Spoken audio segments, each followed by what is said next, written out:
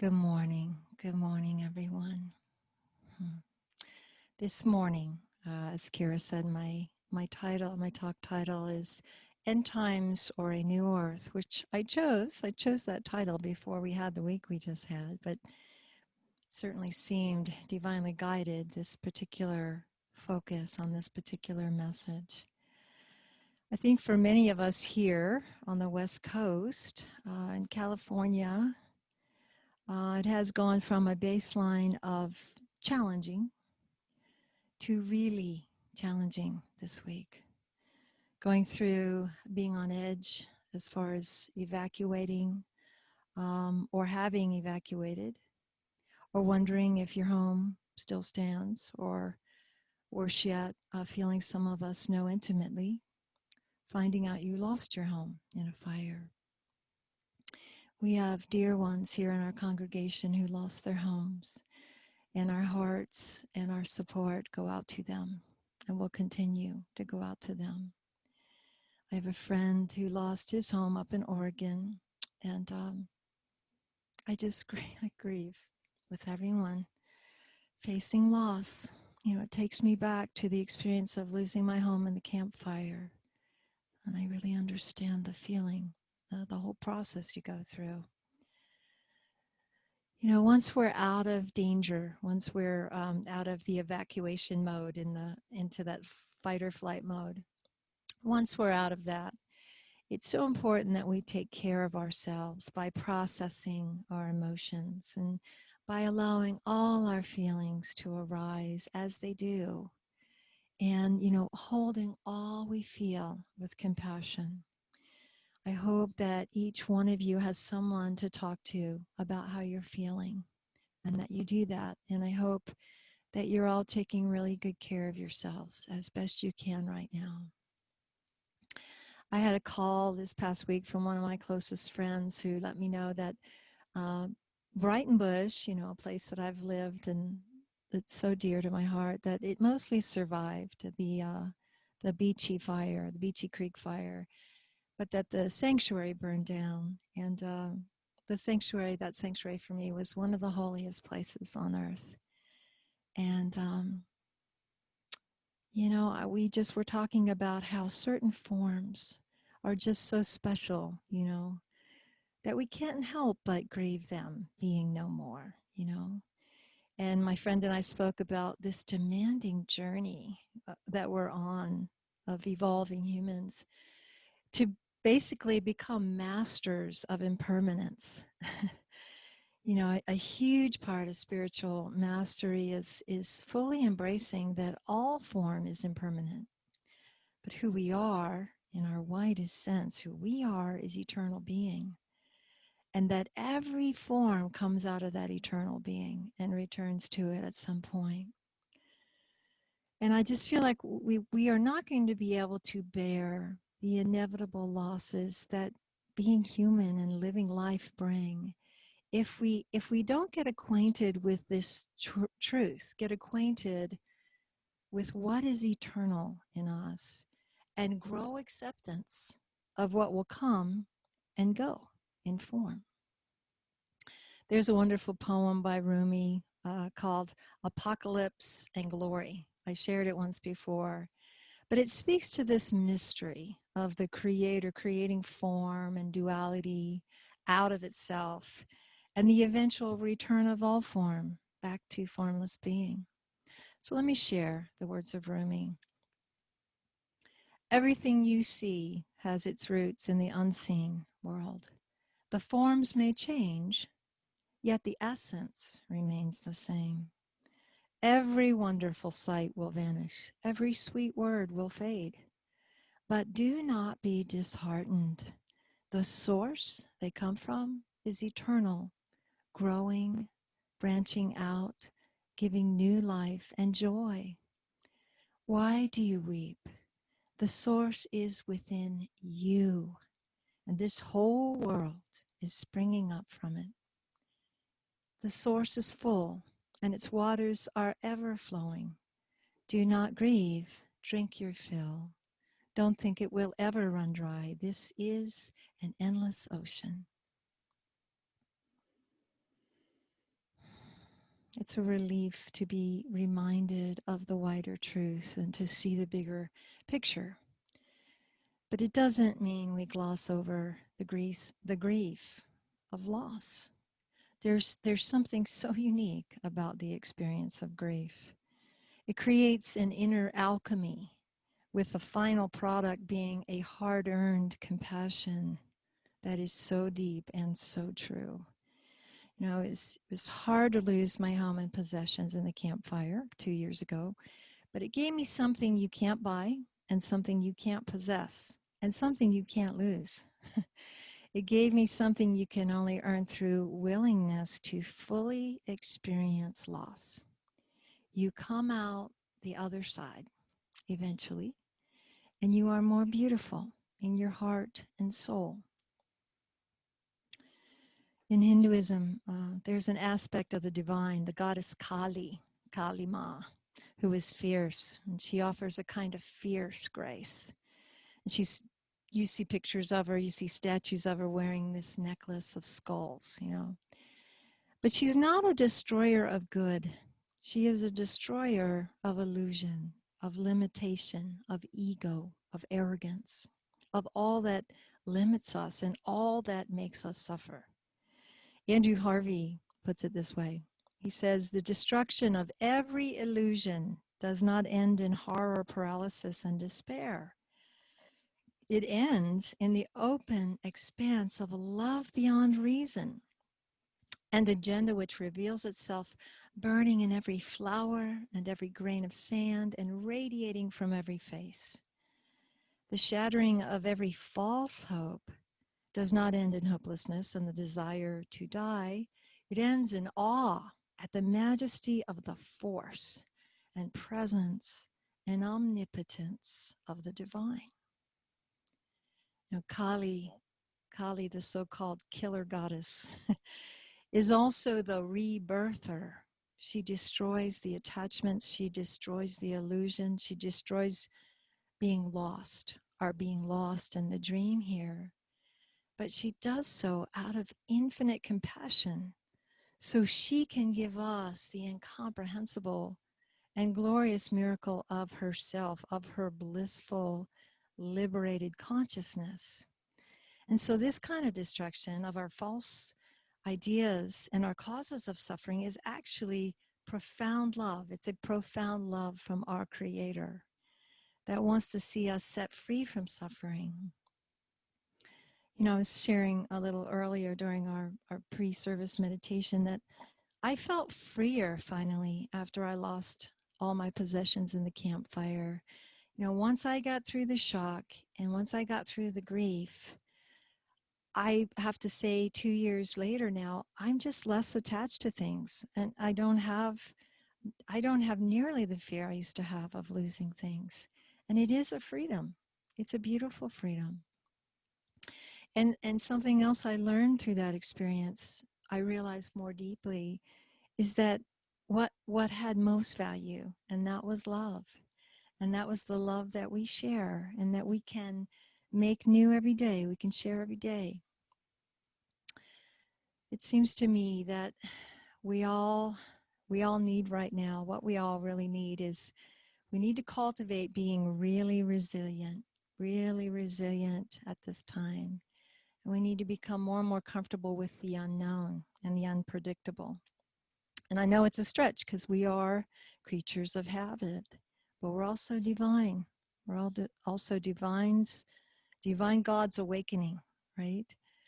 And so we're adaptable, we're creative, and we can learn how to be present today in this present day and age with all we're facing. We can be here with gratitude, and we can learn to be not so attached to knowing what's coming tomorrow or next month or next year. And that if we can gain that skill and develop that ability, we will suffer less. We can be free of suffering. I've mentioned before that in the Hindu tradition, they have the Trinity, where they describe three aspects of God, and they're symbolized by Brahma, Vishnu, and Shiva. Khadija mentioned Shiva last week. Brahma, Vishnu, and Shiva are the creator, the sustainer, and the destroyer. aspects of the Creator, of God. And all three of those aspects are holy. The aspect that creates, the aspect that sustains things, and the aspect that destroys, that dissolves everything finally that's in form back into itself. So that view, it asks us to consider that destruction and dissolution are a natural part of life in form. In the book of Revelation, chapter 22, verse 13, I am the Alpha and the Omega, the first and the last, the beginning and the end. The I am, the one name that God gives itself in the Bible says, I am the beginning and end. I am creation and destruction.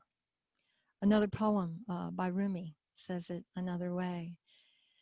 One day in your wine shop, I drank a little wine and threw off the robe of my body. And I knew, drunk on you, that the world is harmony, creation, destruction.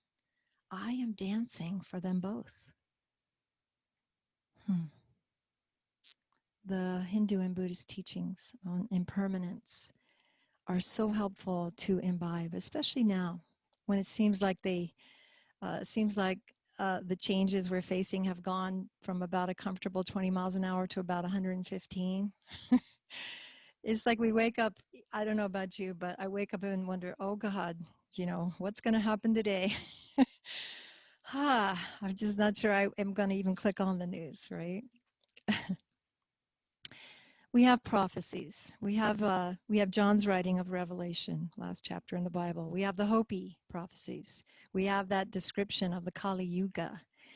And it all tells a story about an intense period of destruction of the old and rebirth of the new.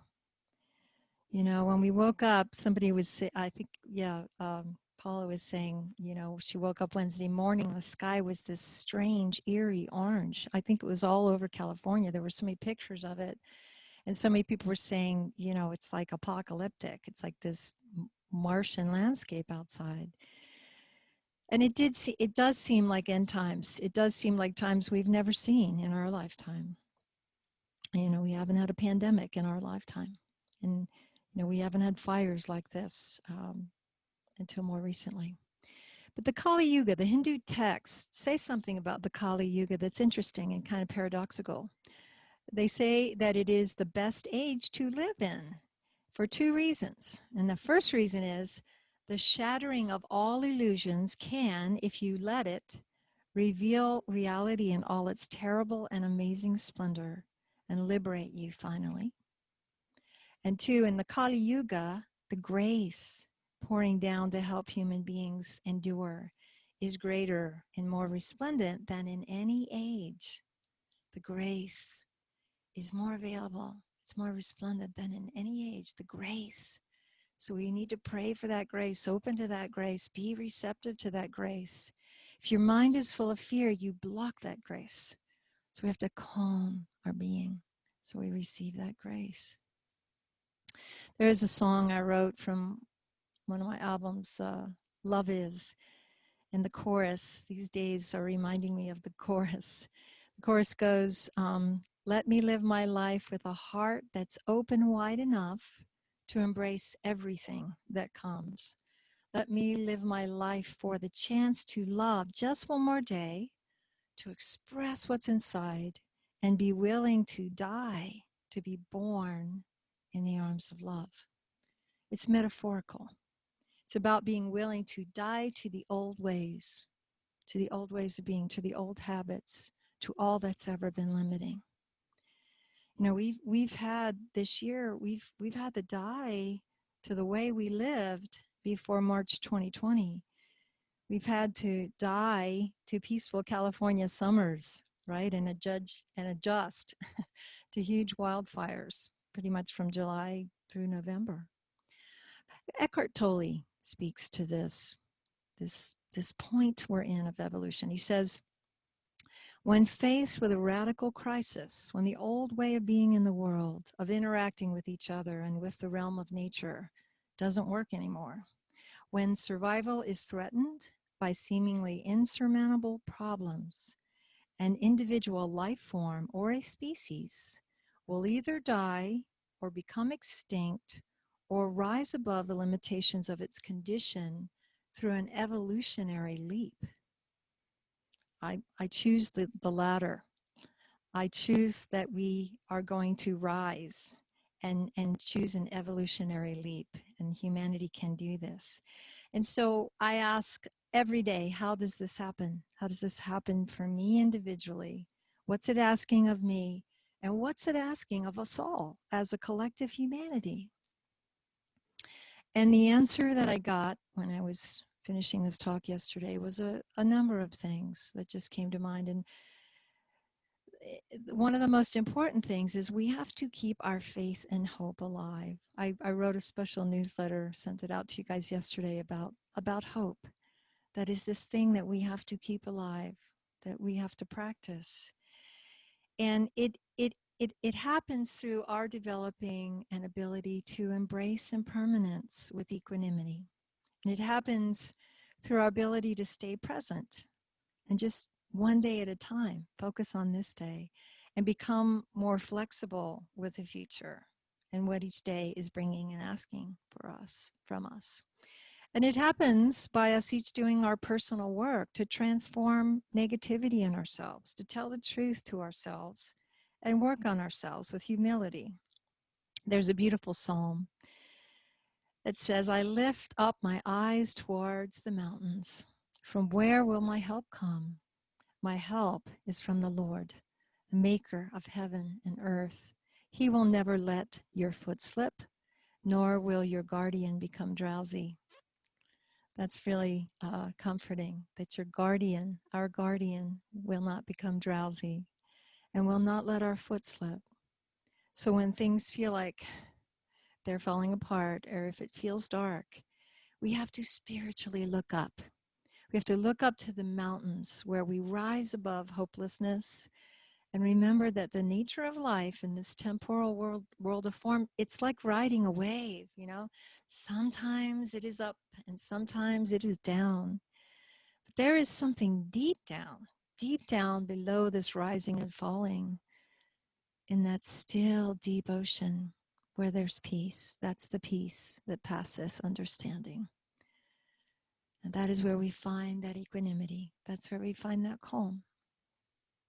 So when you feel like you're getting lost in the dream here, you know, in the drama, getting carried away with it, dive into that deeper piece of your being.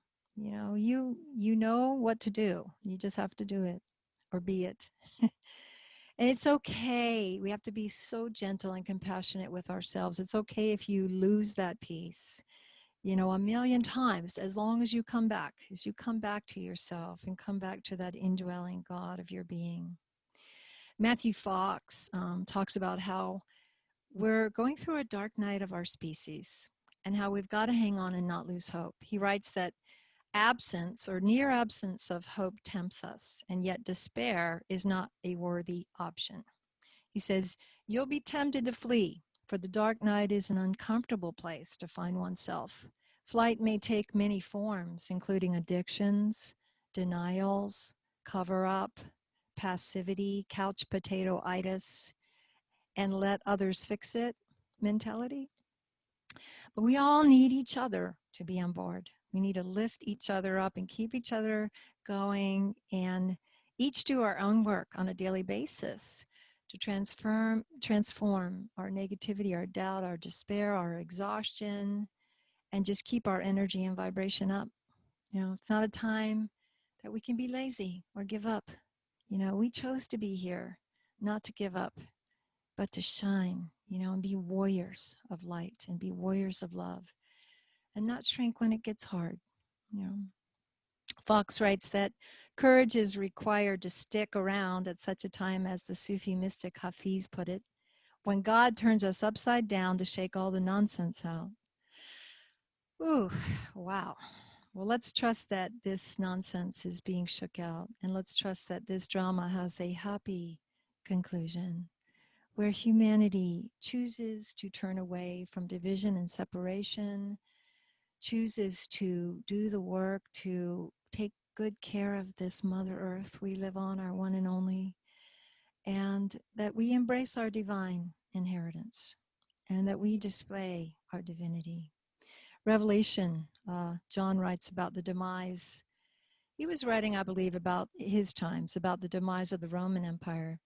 And I just reread all of Revelation recently, and John gives this powerful indictment of the Roman government at the time, you know, how corrupt it was and how it was the domination system that was all about power and wealth and violence and corruption and selfishness. And it feels familiar, it feels relevant to our times. But the comforting end of the book of Revelation is the idea of a new Jerusalem, a new earth, a new world where all the afflictions of humankind are gone. Grief, pain, and death are no more. The most beautiful of statements, God will wipe every tear from their eyes. Death will be no more. Mourning and crying and pain will be no more.